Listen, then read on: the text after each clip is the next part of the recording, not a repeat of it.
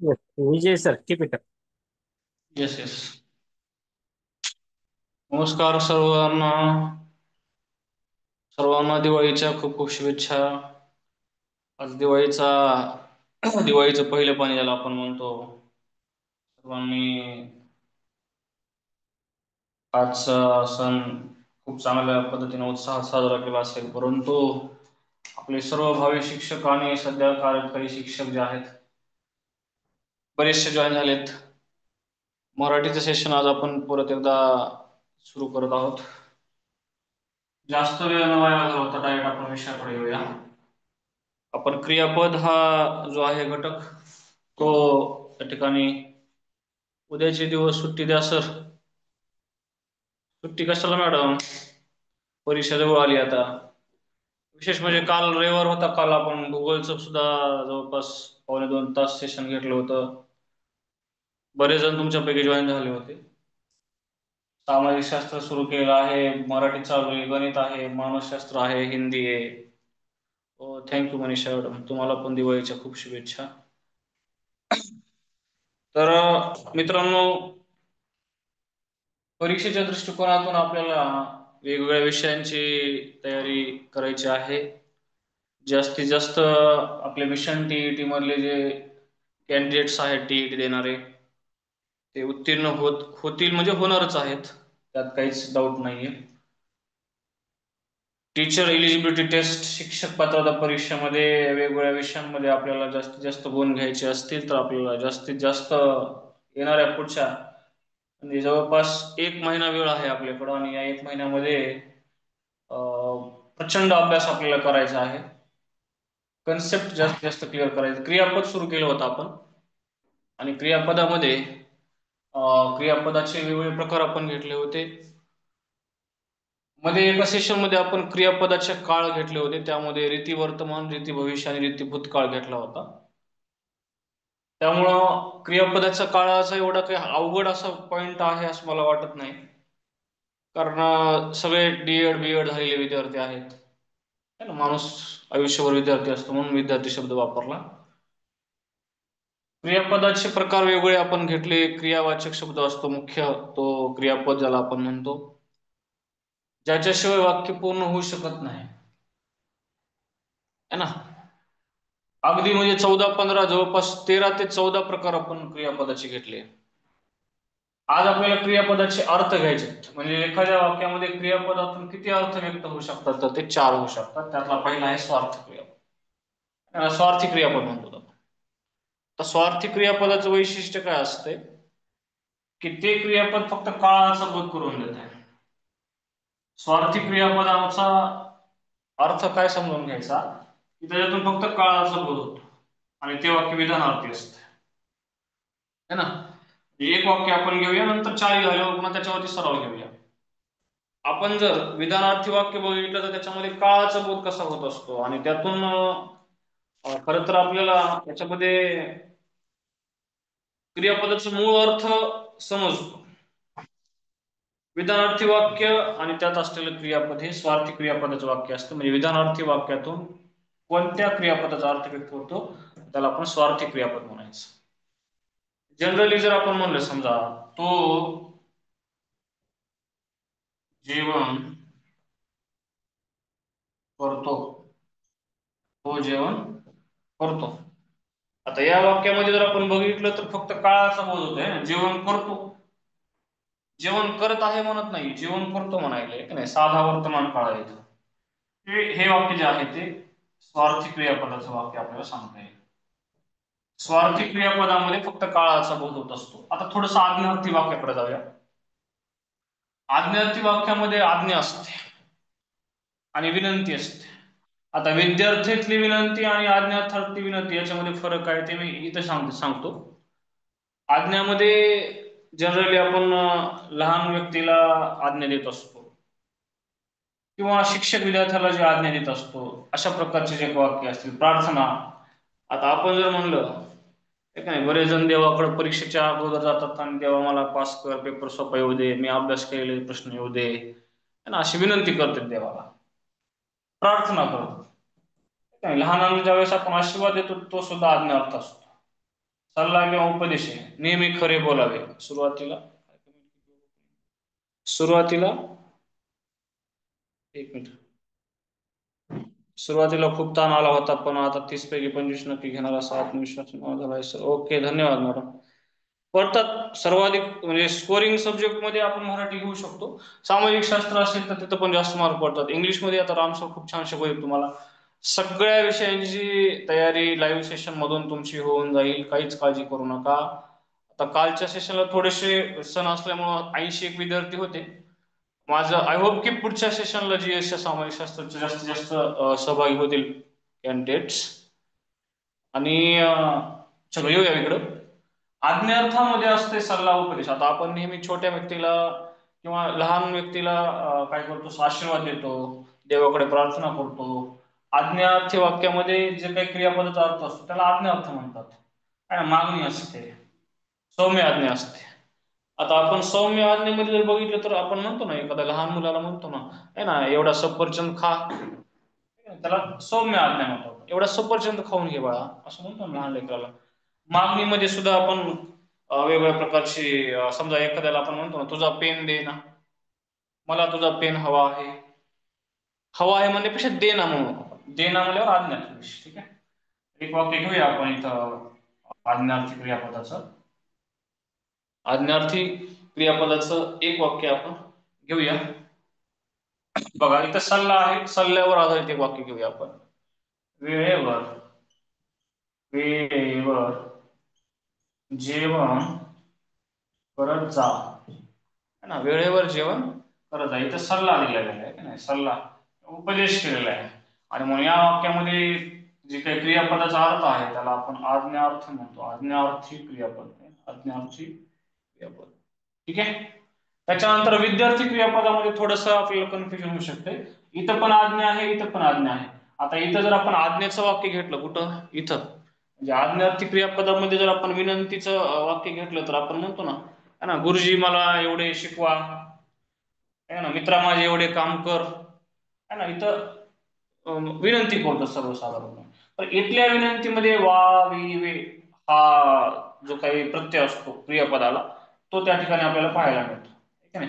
आता इथली विनंती जर आपण बघितली, विद्यार्थ्यातली विनंती जर आपण बघितली, ठीक नाही, तर आपण असं म्हणू शकतो, मला सहकार्य करावे, है ना, मला सर तुम्ही मला सहकार्य करावे. वा वी वे प्रत्ययाला धातूला क्रियापदाच्या तिथं जो क्रियापदाचा अर्थ असतो त्याला आपण विद्यार्थी क्रियापद म्हणतो. विद्यार्थी क्रियापदामध्ये शक्यता सुद्धा दर्शवली असते. आता शक्यतेमध्ये जर आपण बघितलं तर आपण म्हणतो ना, आज पाऊस पडावा, किंवा इच्छा व्यक्त केली जाते की आज पाऊस पडावा. किंवा आपण असं म्हणू शकतो आहे की नाही, की मोठ्या माणसांची आज्ञा आपण पाळावी, है की नाही, कर्तव्य आहे ना ते, मोठ्या माणसाची आज्ञा पाळायला पाहिजे आपण, है ना. योग्य त्याच्या बाबतीमध्ये सुद्धा आपण म्हणू शकतो की शिक्षक होण्यासाठी टीईटी पास असावे. एका वे आलं बघा. वाक्य घेऊया हे, इथं घेतो आपण वाक्य. हो सर्वांनी शांत बसावे. है ना, सर्वांनी शांत बसावे म्हणल्यावर आज्ञा येईल, आज्ञा येईल शांत बसावे म्हणल्यावर. चलो एक वाक्य घेऊया योग्यतेवर आधारित. थोडासा हे पॉईंट समजत नाही म्हणून त्याच्यावर वाक्य घेऊया. शिक्षक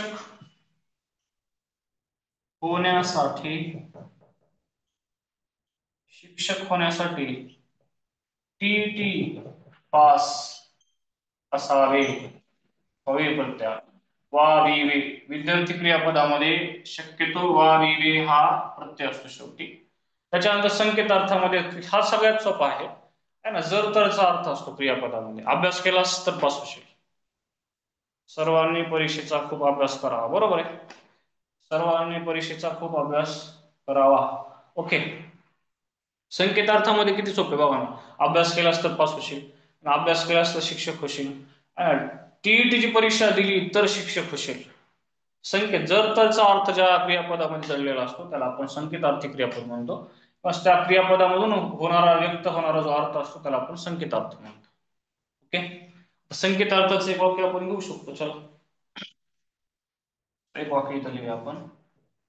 लवकर आलात, लवकर आलात तर तर बागेत जाऊ.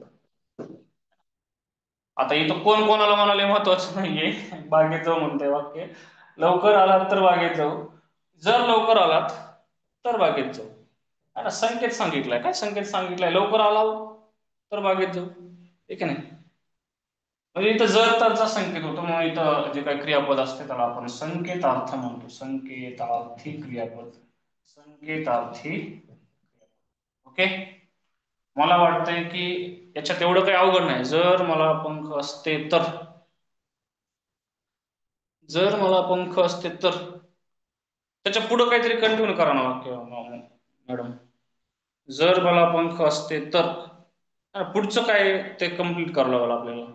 कारण संकेतार्थी वाक्य कसं असतंय तिथं, जर एक वाक्य दुसऱ्या वाक्यावर डिपेंड असते. जे वाक्य संकेतार्थी उभ्याने अव्ययाने जोडलेलं असते ते जर आपण बघितलं तर मिश्र वाक्य असते. ठीक आहे. म्हणजे मिश्र वाक्यामध्ये दोन वाक्य असतात. एक वाक्य दुसऱ्या वाक्यावर डिपेंड असते. जर मला पंख असते तर मी हवेत उडलो असतो, असं म्हणावं लागेल आपल्याला. म्हणजे इथं दोन वाक्य जोडले जातात. कशाने? संकेतार्थी क्रियापदाने. संकेतार्थी क्रियापदामध्ये असलेला जो क्रियापदाचा अर्थ आहे त्याला संकेतार्थ म्हटलं जात आहे. ओके, समजलं का? क्रियापदाचे अर्थ समजले का? वाक्य घेऊया आपण परीक्षेला आलेले याच्यावरचे.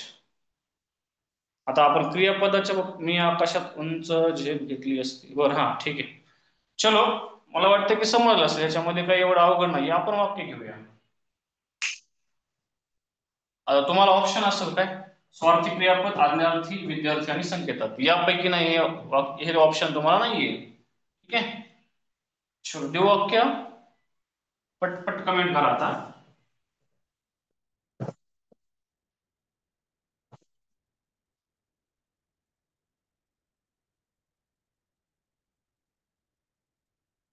चला, घ्या वाक्य.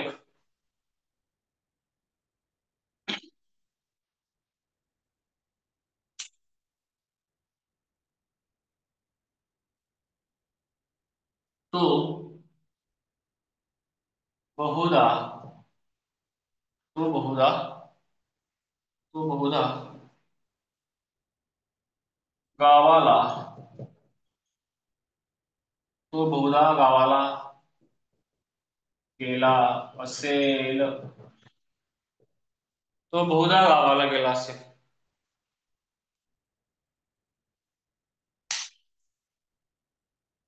हो, बरोबर आहे थोरात मॅडम तुमचं वाक्य. ते संकेतार्थाच आहे.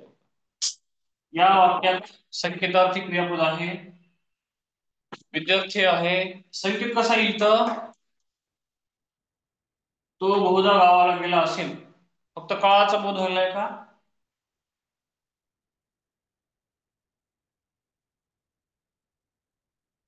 हा, तर्क व्यक्त केलाय नाही तर काय व्यक्त केलाय? तर्क. तो कुठं गेला असेल असं तर्क केलेला गेला असेल तो तर्क केलेला आहे ना. तर्क कुठे गेले? विद्यार्थी क्रियापदामध्ये. विद्यार्थी क्रियापदामध्ये तर्क येतो. तर्क कुठे येतो? विद्यार्थी क्रियापदामध्ये. चलो नेक्स्ट वाक्य घेऊया. दुसरं वाक्य घेऊया.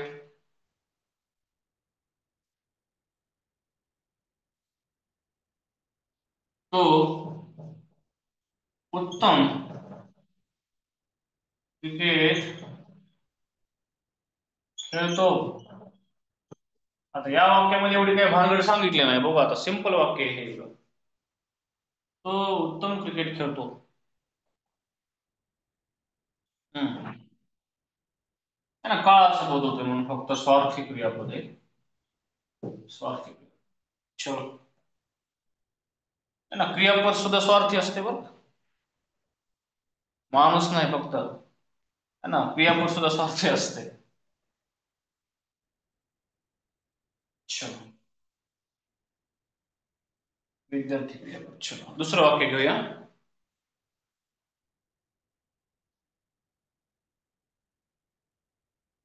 मला, मला तुमची गाडी द्या. मला तुमची गाडी द्या. हम्म, काय व्यक्त केलं याच्यातून? आता इथं ए हा व्यक्ती बी ला म्हणतोय मला तुमची गाडी द्या, नाही तर मागणी केली, मागणी केली तुमची गाडी द्या, आणि म्हणून इथं काय येणार आहे, बरोबर आहे, आज्ञार्थ येणार आहे, आज्ञार्थी क्रियापद, आज्ञार्थी क्रियापद. चलो पुढचं वाक्य घेऊया.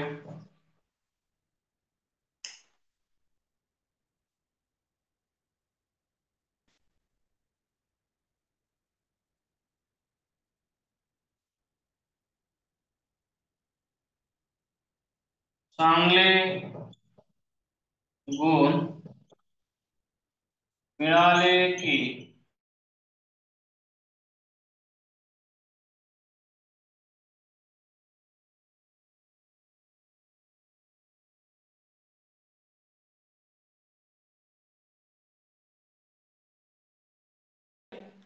नोकरी लागेल. करा कमेंट. चांगले गुण मिळाले की नोकरी लागेल. हा, सिराज सरांनी सांगितलं. ओके, म्हणजे इथं जर तरच्या ऐवजी की वापरले, म्हणजे इथं जर आपण की काढलं, चांगले गुण मिळाले, जर चांगले गुण मिळाले तर नोकरी लागेल, असं पण अर्थ होऊ शकतो इथं. म्हणजे इथं संकेतार्थ आहे, संकेतार्थी क्रियापद, अर्थ आहे संकेतार्थी क्रियापद. ओके, चलो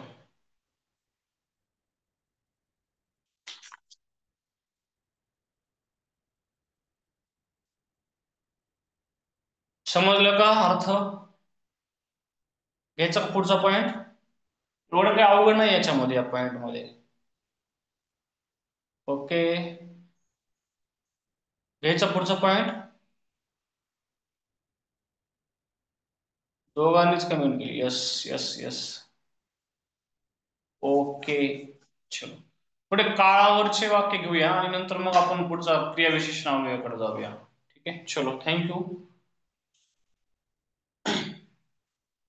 थोडेसे काळ माहितीत आहे का? जर आपण क्रियापदाचे काळ बघितले, क्रियापदाचे जे रूप असते त्यामध्ये जर आपण बघितलं तर क्रियापदाचा काळ याच्यामुळे सुद्धा बदल होऊ शकतो. म्हणजे क्रियापदाच्या रूपात काळामुळे बदल होऊ शकतो. बघा, एक वाक्य देतो तुम्हाला मी. वाक्य आहे असं, रविवार नंतर सोमवार येतो. कोणता काळ आहे वाक्यात? काळ, काळाचा प्रकार सांगा, काळाचा प्रकार सांगा. रविवार नंतर सोमवार येतो.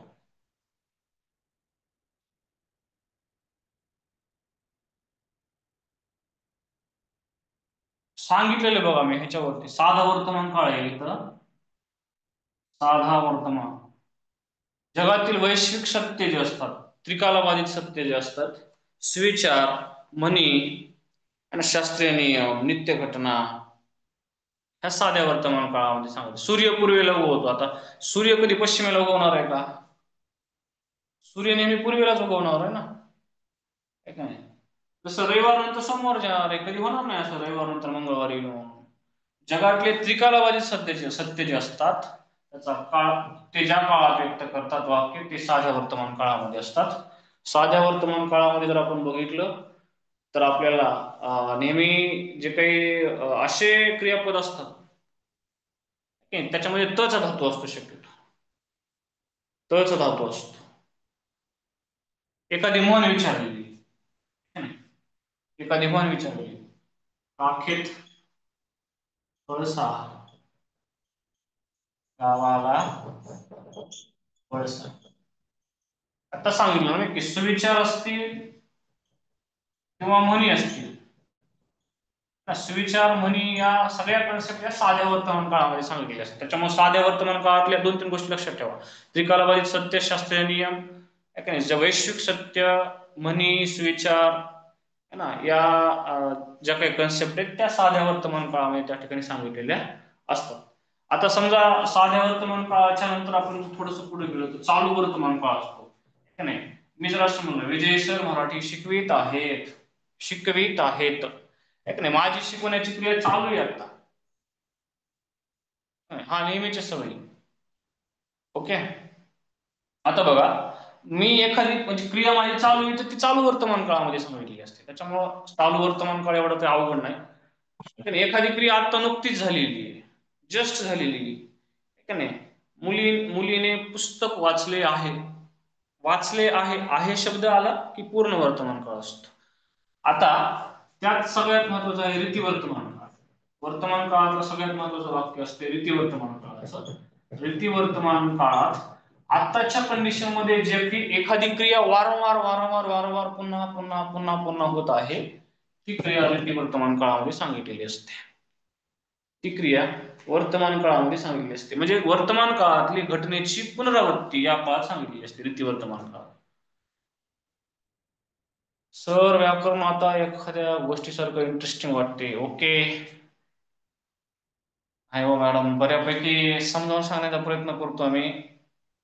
जे महाराष्ट्रामध्ये खूप आहेत मराठी व्याकरणकार, मराठी शिकवणारे शिक्षक, परंतु कसं असतंय प्रेझेंटेशन स्किल प्रत्येकाचं वेगवेगळं असतं.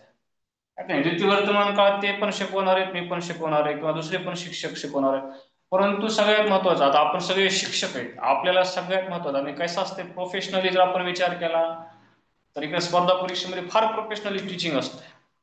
पण एकमेव शिक्षक प्राणी असा आहे मित्रांनो, शाळेमध्ये वर्गामध्ये शिकवताना त्याचं एकच ध्येय असतंय, माझ्या विद्यार्थ्याला मी शिकवलेली कन्सेप्ट समजली पाहिजे, हे का नाही. विद्यार्थी केंद्रबिंदू असतो आपला. आपल्याला तिथं पगार मिळणारे किंवा आपल्याला मोबदला मिळणार ह्या सगळ्या पुढच्या गोष्टी, परंतु शाळेमध्ये गेल्याच्या नंतर आपल्याला सगळ्यात महत्वाचा जो आपला हेतू असतो तो काय असतो की मी शिकवलेली कन्सेप्ट माझ्या विद्यार्थ्याला, शेवटच्या विद्यार्थ्याला सुद्धा समजली पाहिजे. कारण शिक्षकासाठी विद्यार्थी हे दैवत असते.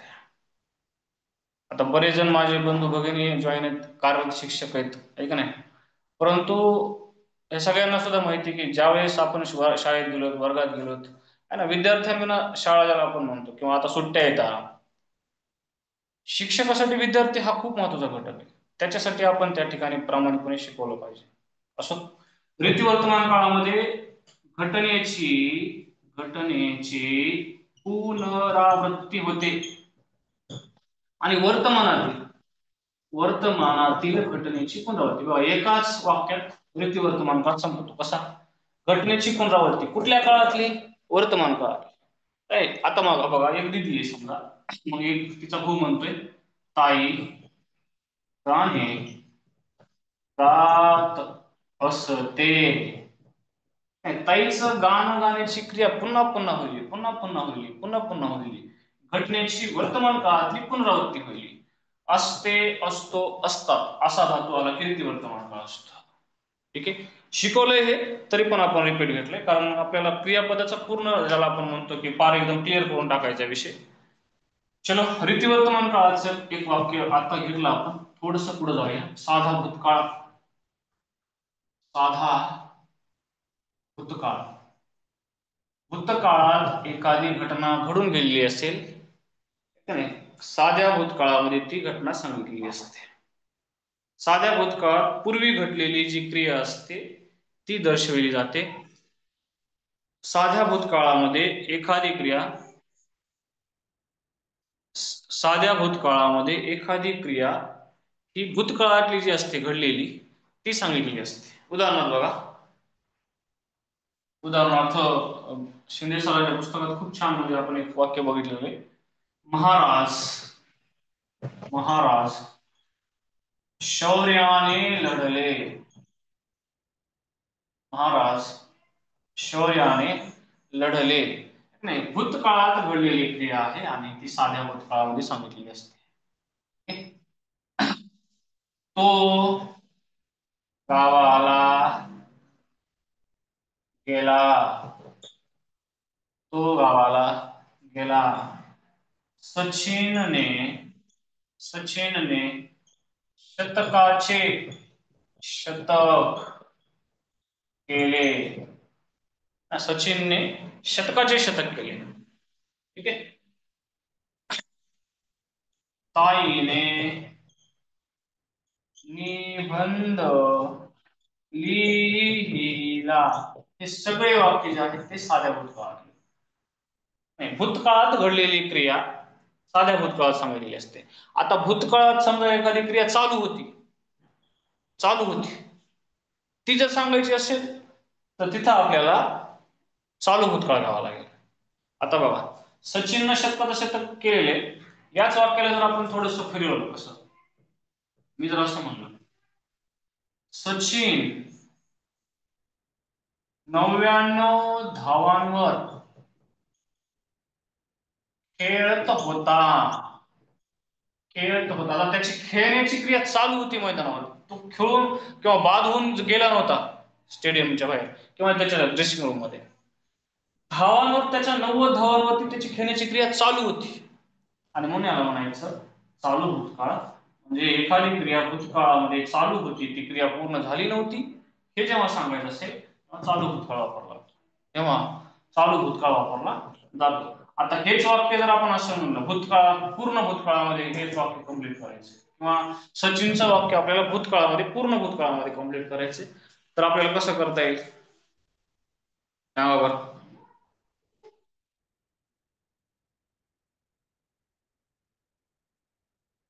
हेच वाक्य, हा, रुद्रा दुश्मन सरांनी चांगलं टाकलं बघा. क्रियापद खेळला होता.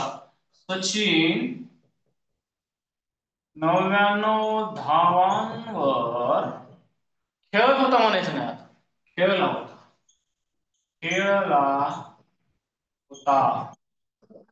सचिन 99 धावांवर खेळला होता.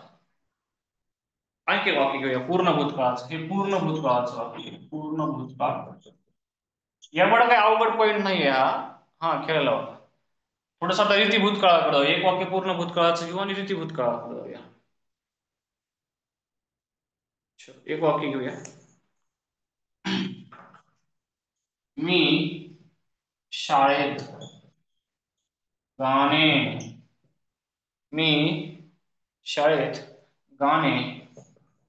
गायले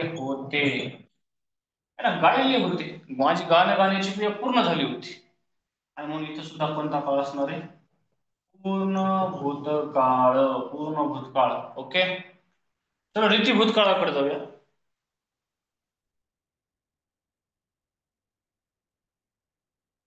रीती भूतकाळ. मग अशी रीती वर्तमान काळामध्ये वर्तमानातली घटनेची पुनरावृत्ती घेतली होती आपण. पण आता रीती भूतकाळामध्ये काय असते? रीती भूतकाळ या काळामध्ये भूतकाळातील घटनेची पुनरावृत्ती असते. भूतकाळातील घटनेची पुनरावृत्ती असते. म्हणजे भूतकाळामध्ये एखादी घटना पुन्हा पुन्हा होत होती, पुन्हा होत असते, पुन्हा होत होती. ठीक आहे नाही? आता हेच वाक्य जर आपण असं घेतलं, मी जर असं म्हटलं की एक मुलगा लहान असताना वारंवार जो मामाच्या गावाला जात होता दिवाळीमध्ये, आणि तो जर असं म्हणला, मी दिवाळीला मामाच्या गावाला जात असे, तो दरवर्षी म्हणजे पुन्हा त्याची जाण्याची क्रिया, किंवा दिवाळी शब्द बाजूला काढू, मामाच्या गावाला नेहमी जात असे. भूतकाळातील घटनेची पुनरावृत्ती. रुपाली मॅडम बरोबर आहे. तो शेतात काम करीत असे. बरोबर आहे. म्हणजे भूतकाळामध्ये तो करत होता, आता तो करत नाही शेतामध्ये काम, है ना. शेतामध्ये काम करण्याची त्याची जी काही क्रिया होती ती भूतकाळामध्ये वारंवार होत होती.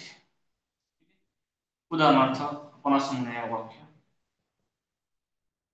आम्ही नदी काठी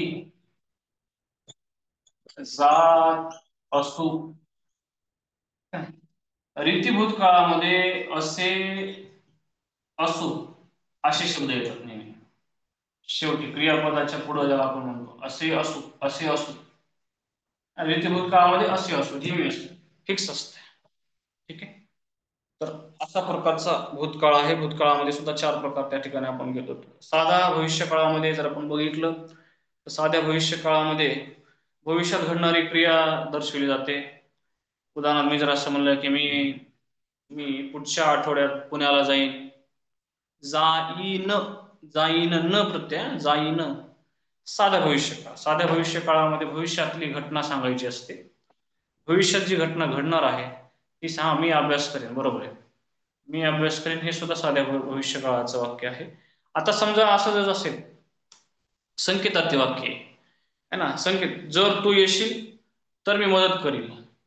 जर तू येशील तर मी मदत करील. आता संकेतार्थाचं जे वाक्य असतंय ते कम्प्लिटली साध्या भविष्यकाळामध्ये व्यक्त केलेलं असतंय.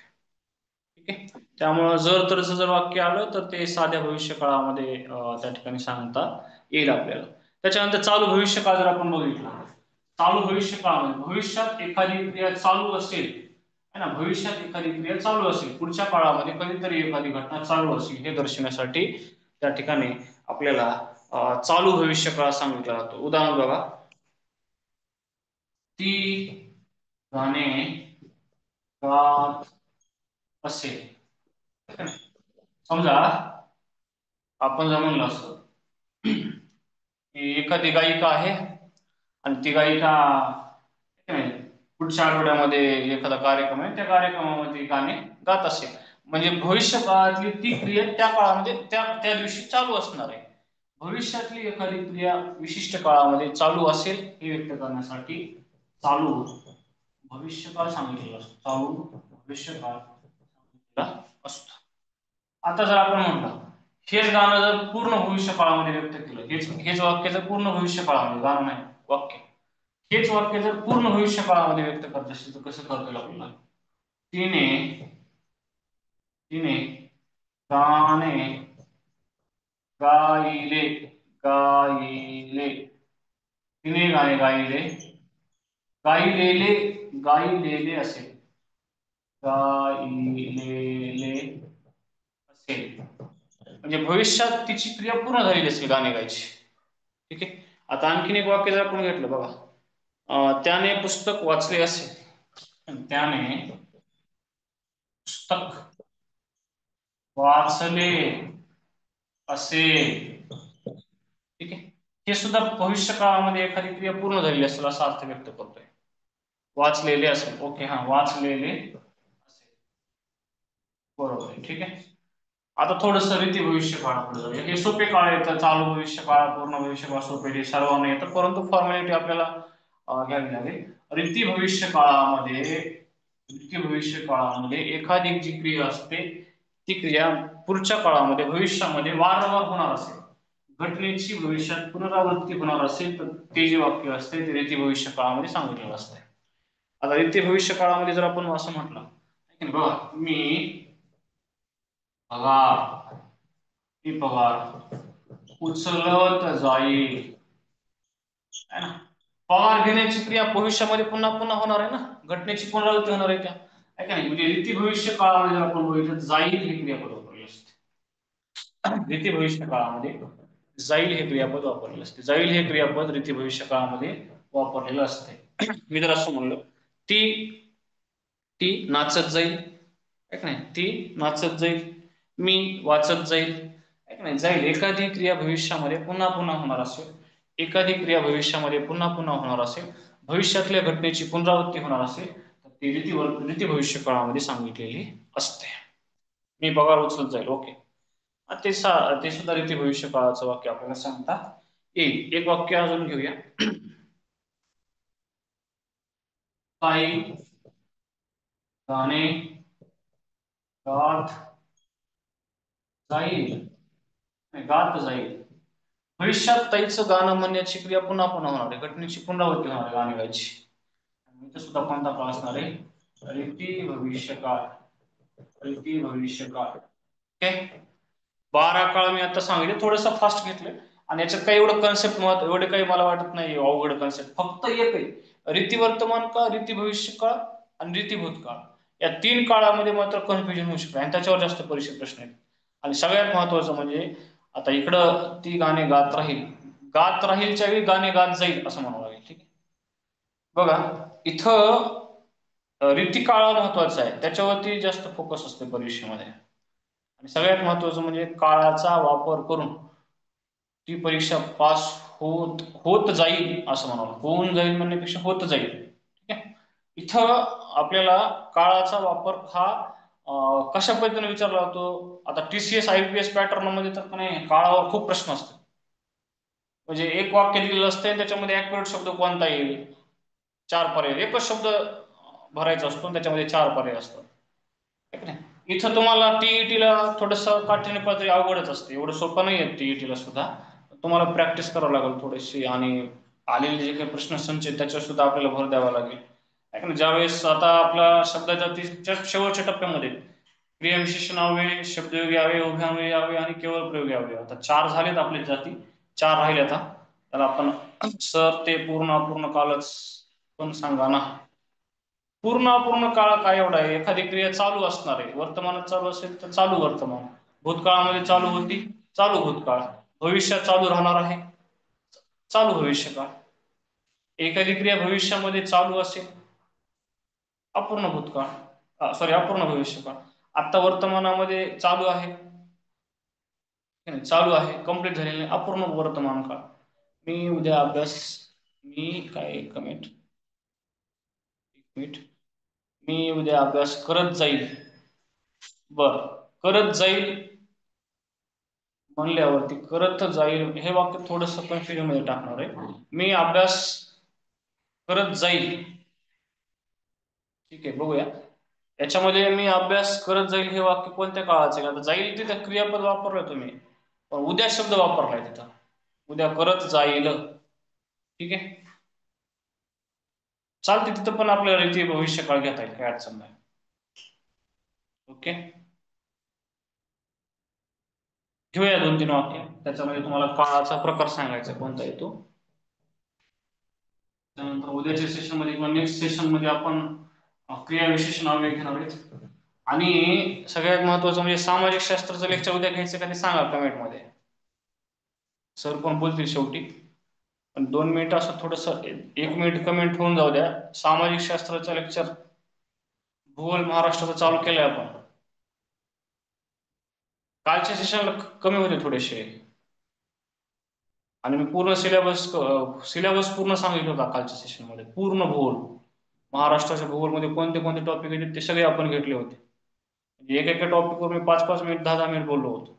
ओके, यांचं सामाजिक शास्त्र आहे. ठीक आहे, ठीक घेऊयात. उद्याचा टायमिंग कितीचा टाकायचा आहे, किंवा उद्या आता लक्ष्मीपूजन आहे, उद्याचा टाइम 1 वाजता, दुपारी 1 ते 3. ओके, बघूया उद्या परवा जे काय आता जवळपास 3 तारखेपर्यंत सुट्ट्या आहेत शाळेला कॉलेजला. टाइम कसा कसा ऍडजस्ट होतंय, थोडंसं जीएसचे सर म्हणल्याप्रमाणे लेक्चर थोडेसे आता जर घेतले तर पुढं जास्त लोड येणार नाही. हिस्ट्री कोण घेत आहेत सांगतील तुम्हाला राम सर. मला जे भूगोल विषय दिला त्याच्याबद्दल बोलेल मी, मराठी आणि भूगोलच्या बाबतीत. सायन्स कधी घेणार सांगतील मॅडम, कल्पना मॅडम सर सांगतील. ठीक आहे, घेऊया एक वाक्य.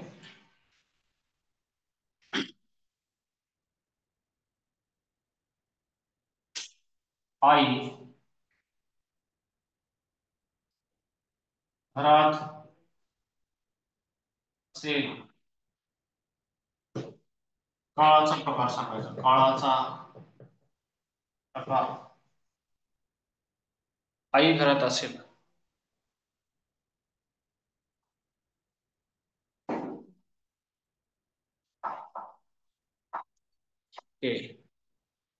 जर काळाचा प्रकार विचारला असेल आणि अंदाज व्यक्त केला असेल, अंदाज, तर तिथे साधा भविष्यकाळ असतो. साधा भविष्यकाळ रुद्रा सरांनी कमेंट केली बघा. साधा भविष्यकाळ, भविष्यात, भविष्यातील, भविष्यकाळातील साधा भविष्यकाळ. काळाचा प्रकार विचारलाय आणि अंदाज व्यक्त केला होता, आई घरात असेल असा अंदाज व्यक्त केलाय, तिथे साधा भविष्यकाळ असतो. चलो नेक्स्ट टॉपिक घेऊया.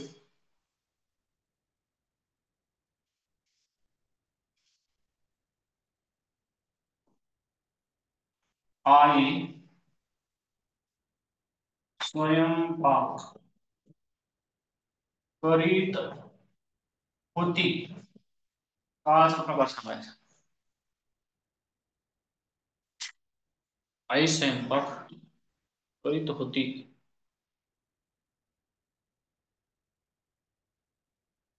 ओके. आई स्वयंपाक करीत होती. किती सोपं वाक्य आहे मित्रांनो.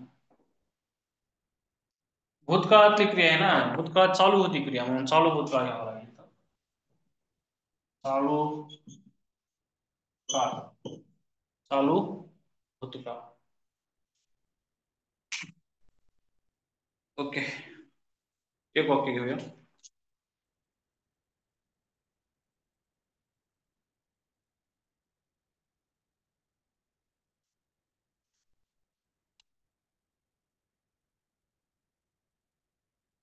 तो जेवण करीत असतो. तो जेवण करीत असतो.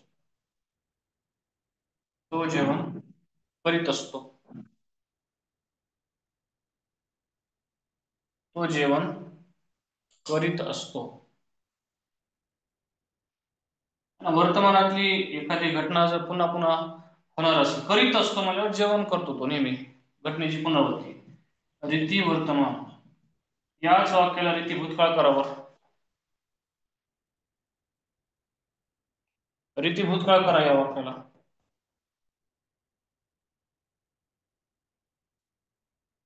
हो, रीती वर्तमान काळ आहे, याला रीती भूतकाळ करा या वाक्याला. रीती जेवण या वाक्याला रीती भूतकाळ करा. मनीष ते बरोबर आहे. इथं काय करावं लागेल आपल्याला, जेवण करीत असे, तो जेवण करीत असे. रीती भूतकाळ. आता रीती भविष्यकाळ करायला करीत जाईल. तो जेवण करीत जाईल. जाईल. रीती रीती भविष्यकाळ. ठीक आहे. आय थिंक माझा टाइम झालेला आहे, 10:30च्या पुढे वेळ गेलेला आहे. आणि सर आहेत का? तो जेवण करीत जाईल, बरोबर आहे शहीदा मॅडम. सर थांबू का? कारण संख्या 5-7 जणांनी कमी झालेली आहे. त्यांचा राम सर, टाइम झालाय आपला विद्यार्थी मित्रांनो, 10:33 झाले. सर नाही आहेत का? ठीक आहे, थांबायचं का? समजलं का आजचं सेशन? सोपं होते आजचे टॉपिक, एवढे काय अवघड नव्हते. उद्या मात्र क्रियाविशेषण अव्यय आपल्याला थोडस डीप मध्ये घ्यायचंय. ओके, चालते. सर्वांना चालेल sir, good night. Okay, good night. Stop करा. सृष्टी मॅडम, ठीक आहे, स्टॉप करूया. खूप छान मार्गदर्शन. जयश्री मॅडम, थँक्यू, धन्यवाद. तुमच्या कमेंट्स पाहून अजून ग्रुप येतो शिकवायला. खूप चांगल्या पद्धतीने सर्वजण रिस्पॉन्स देतात. ठीक आहे, थांबूया. गुड नाईट, शुभरात्री सर्वांना. दिवाळीच्या पुन्हा तुम्हाला खूप खूप शुभेच्छा. ओके, एंड करतो मीटिंग. थँक्यू.